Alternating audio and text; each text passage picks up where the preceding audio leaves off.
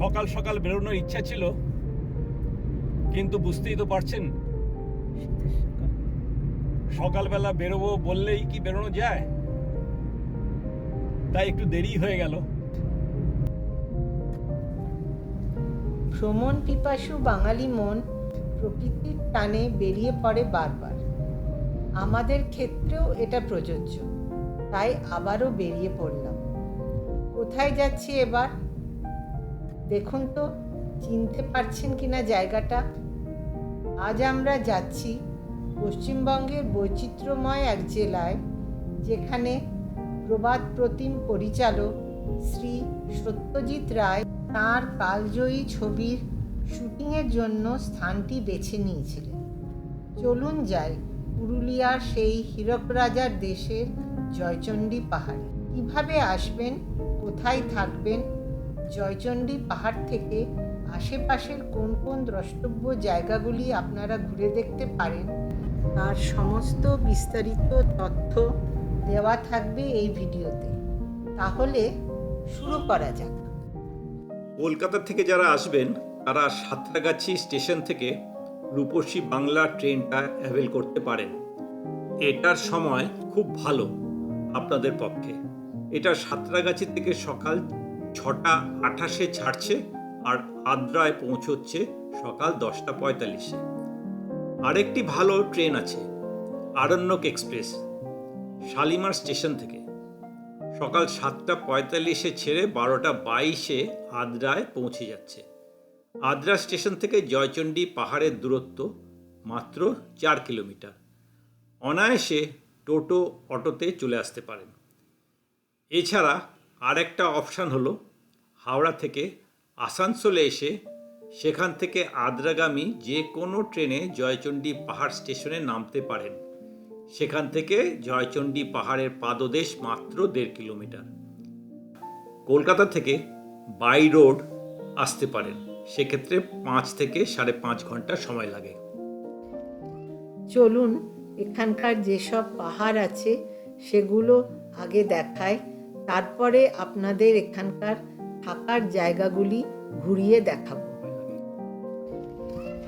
এটা হচ্ছে কালী পাহাড়, এরপরে মা কালীর মন্দির আছে। উপরে যে কালী মূর্তিটা আছে সেটা হচ্ছে পাথরের। এই রাস্তা দিয়ে সিঁড়ি আছে, সিঁড়ি করে চলে যাওয়া যায়। এই সামনে হচ্ছে চিদানন্দ মহারাজের আশ্রম।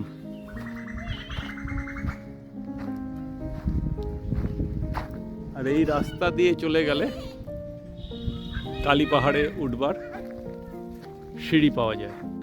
জয়চণ্ডী কোনো একটি একক পাহাড় নয়, অর্ধচন্দ্রাকারে পাশাপাশি অবস্থিত 4টি পাহাড়ের সমষ্টি।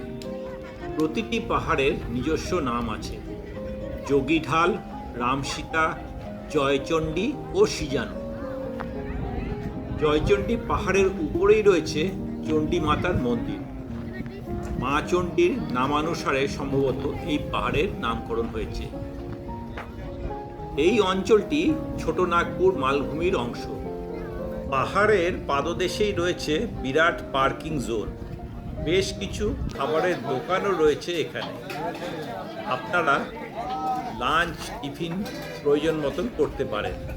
পে অ্যান্ড ইউজ টয়লেট ফেসিলিটিও রয়েছে।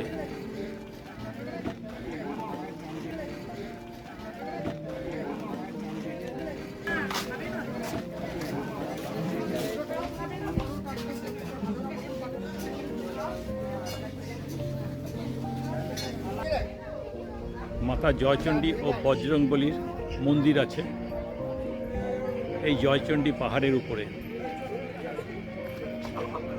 503টা সিঁড়ি হেঁটে আমাকে উঠতে হবে। দেখতে পাচ্ছেন, এই দেখুন, এই সিঁড়িগুলি দিয়ে উপরে যেতে হবে। সুন্দর সিঁড়ি। এর উপরে মাতা জয়চণ্ডী ও বজরংবলীর মন্দির আছে। উপরে মানুষ উঠেছে সিঁড়ি দিয়ে। দেখুন এই পাহাড়টার উপরে ছোট্ট ছোট্ট মানুষদেরকে দেখা যাচ্ছে। লক্ষ্য করুন একদম উপরে। এটা উঠতে গেলে সঙ্গে জলের ব্যবস্থা রাখতে হবে। স্থানে স্থানে খাবার ব্যবস্থা আছে, জল পাবেন, স্ন্যাক্সও পাওয়া যায়। হ্যাঁ বলুন, আপনি কোথা থেকে এসেছেন? আমি ধানবাদ থেকে এসেছি। ভালোই লাগলো এই জয়চণ্ডী পাহাড় আমরা ট্রেন থেকেই দেখতাম, কিন্তু আজকে আমরা কিছুটা উপরে উঠতে পেরেছি। আবার দেখি কতটা যেতে পারি। চেষ্টা করে যান, খুব ভালো লাগলো। Sure, খুব ভালো লাগলো। তোমার কেমন লাগলো? আমারও খুব ভালো লাগলো, এসেছি তাই। জায়গায় জায়গায় এরকম জল শরবতের ব্যবস্থা রয়েছে, কোল্ড ড্রিঙ্কসও আছে। গলা শুকিয়ে গেলে এখান থেকে নিয়ে নিতে পারেন। ভাই আমার বসে আছে দেবার জন্য। তোমার নাম কি? বাবন বাউরি। এখানে এলে আপনারা এর সিঁড়ির পথেই প্রচুর দোকান পাবেন।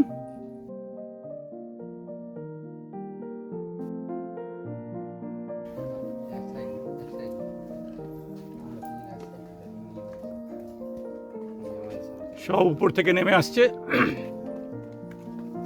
দর্শন হয়ে গেছে। মন্দির খোলা আছে তো? হ্যাঁ, মন্দির খোলা আছে, পুজো হচ্ছে। আচ্ছা, চলুন মন্দির দেখতে দেখতে যখন হাঁপিয়ে যাবেন, জল তেষ্টা পাবে, বা বাচ্চারা যারা থাকবে সঙ্গে তারা একটু কান্নাকাটি করলে এই খেলনাগুলিও দিতে পারেন।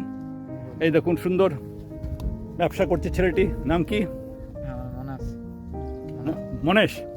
বাহ, এবার উঠতে উঠতে প্রায় পৌঁছে গেছি, মন্দিরের দর্শন পেয়েই গেছি। খুব একটা কষ্ট হলো না আমার। আপনারা আসবেন, যতটা ভয় পাচ্ছেন মনে হচ্ছে এই সিঁড়ি দেখে, আসলে কিছুই নয়। মন্দিরের উপরে এরকম পূজার সামগ্রী, মিষ্টি, নকুলদানা, বাতাসা, মায়ের ফটো সবই পেয়ে যাবেন। আর পাশে যদি একটু খিদে পায় তো ঝালমুড়িও খেয়ে নিতে পারেন।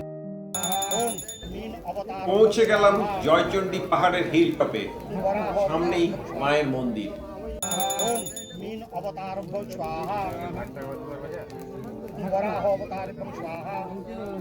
জয়চণ্ডী পাহাড়ের গড় উচ্চতা 509 ফুট। হীরক রাজার দেশে সিনেমাতে উদয়ন পণ্ডিত এখানকার এক পাহাড়ের গুহায় লুকিয়েছিলেন।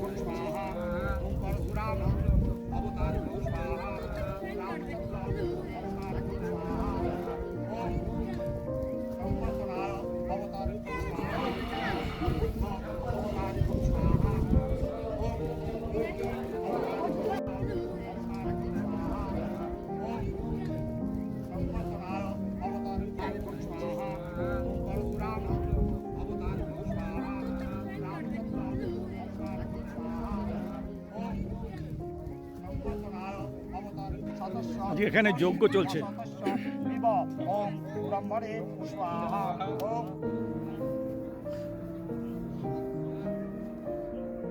ওই নিচে মন্দিরে ঢুকবার যে গেটটা আছে সেই গেটটা দেখতে পাচ্ছি, আর সমস্ত গাড়িগুলি পার্কিং করে রাখা আছে। আর এই সামনে যে পুকুরটা আছে, আমাকে একজন বললেন যে সামনের পুকুরটাতেই হীরক রাজার দেশে যে রবি ঘোষ তিনি স্নান করেছিলেন। এটাকে বড় পাহাড় বলে। প্রচুর ছেলে মেয়ে আসে এই পাহাড়ে ওঠার প্রশিক্ষণ নিতে। সীতাকুণ্ড দেখতে চললাম, কতটা যেতে পারি দেখি। এটা হচ্ছে সীতাকুণ্ড। এখানে 12 মাসই জল থাকে, জল শুকায় না। এনাদের সাথে এখানে পরিচয় হলো, কথা বলে খুবই ভালো লাগলো। দেখুন সামনের ভিউটা কি অসাধারণ। চারিদিকে সবুজে ঘেরা প্রান্তর, একদিকে শহরের ব্যস্ত জীবন ও অন্যদিকে পাহাড়তলির গ্রামীণ জীবন। অপূর্ব সুন্দর দৃশ্যটি।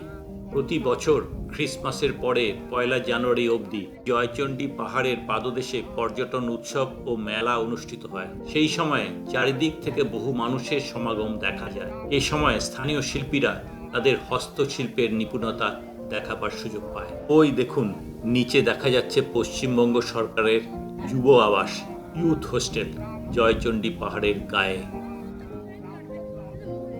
বসন্তকালে এখানে প্রকৃতি যেন রং ঢেলে দেয়।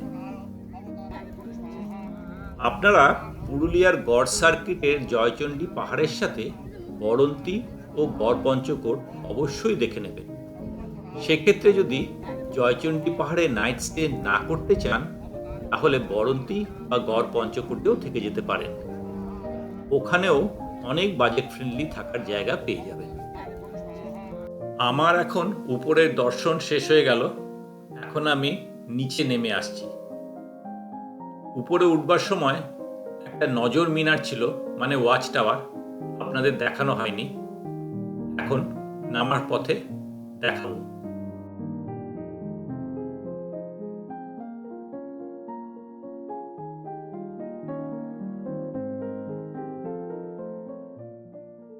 এটাকে নজর মিনার বলে বা ওয়াচ টাওয়ার। পুরুলিয়ার কাশীপুর রাজবাড়ির রাজা এটা তৈরি করেছিলেন।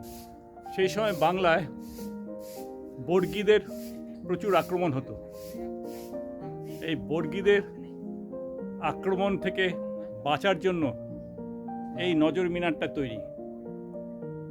এখানে রাজার সৈন্যরা লক্ষ্য রাখত বর্গীদের গতিবিধির উপর।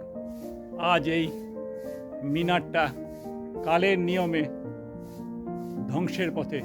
রক্ষণাবেক্ষণের অভাবের জন্য এটা আজ পরিত্যক্ত অবস্থায় পড়ে আছে।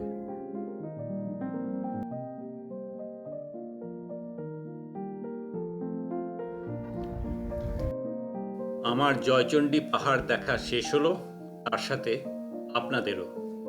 এবার আপনাদের এখানকার থাকার জায়গাগুলি ঘুরিয়ে দেখাই।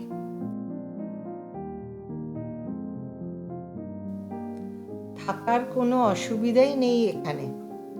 থাকার জন্য পাহাড়ের গায়ে রয়েছে পশ্চিমবঙ্গ সরকারের যুব আবাস বা ইউথ হোস্টেল। এর কন্ট্যাক্ট নাম্বার স্ক্রিনে আপনারা দেখতে পাচ্ছেন। আর এই যুব আবাসের সামনেই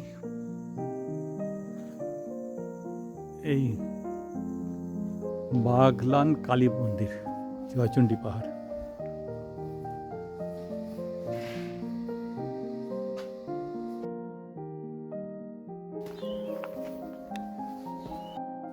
এটা বজরংবলীর মন্দির। পাহাড়ের পাশেই রয়েছে জয়চণ্ডী হিল রিসর্ট, এটাও খুব সুন্দর। এর কন্ট্যাক্ট নাম্বারও স্ক্রিনে দিয়ে দিলাম। রিসর্টটি একটা ছোট্ট টিলার ওপর কালারফুল কটেজ দিয়ে সাজানো, সঙ্গে রয়েছে বেশ বড় একটা পার্ক ও সাথে রয়েছে সুন্দর একটা রেস্টুরেন্ট। দেখুন, একদম জয়চণ্ডী পাহাড়ের কোলে। এখানে সমস্ত কটেজগুলিতে থাকতে পারেন। পার্কে ঢোকার গেট।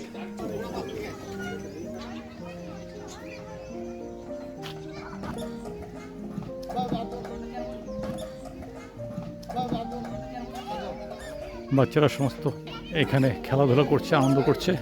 এই রিসর্টের ভিতরেই এটা।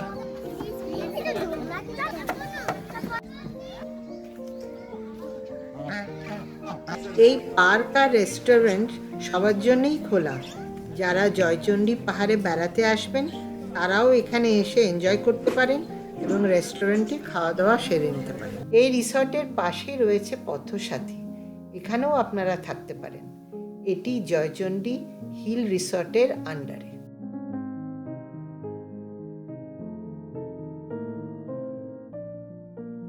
প্রপার্টিটা বেশ বড়, সুন্দর, পরিষ্কার পরিচ্ছন্ন। আজকের ব্লগটা এখানেই শেষ করলাম। সত্যি জয়চণ্ডী পাহাড়ে এসে অনুভব করলাম যে এটি একটি প্রাকৃতিক ও ধর্মীয় পর্যটন স্থল। আবার দেখা হচ্ছে পরের ব্লগে। ধন্যবাদ।